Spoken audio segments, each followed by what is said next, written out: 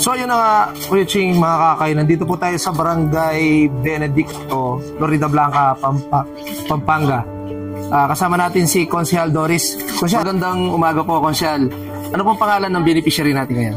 Shane Ramos. Shane Ramos. Na paano po si Shane? Meron po siyang bali, inborn na po niya yung hindi siya makalakad, tsaka hindi siya makatayo. Inborn po. So, ito po, kasama ko po si Arnold Tarok at si Kagawad Doris. Magbibigay po tayo ng wheelchair na handog ng Akay ni Sol.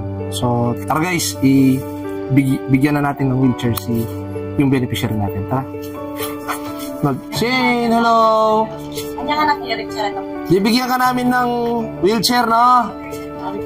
Na handog ng Akay ni Sol. Si Shane, ito ba si Shane? Ayan, makakaya, tingnan mo Shane, no? Ganda nyo, oh, dito, oh. So, nagkasakit siya, no? And then, biglang hindi na po siya nakalakad, no? Nagka-polio siya. So, Shane, ito pwede ka nang makalabas, no? Pwede ka nang pumasyal dun sa labas gamit ang iyong bagong wheelchair na bigay ng Akay ni Sol. So, te, anong masasabi mo sa Akay ni Sol? Maraming salamat para sa kanya, magamit niya. Opo. Yun po. Yan lang.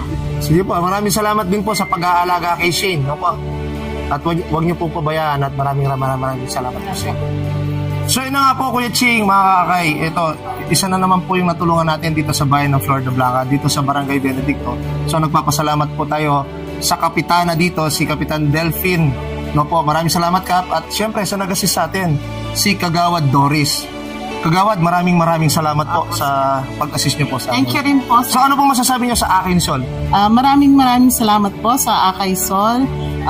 Meron naman po kayong natulungan na isang tao na hindi makalakad at sa tulong ng wheelchair. Ayun. Maraming salamat po.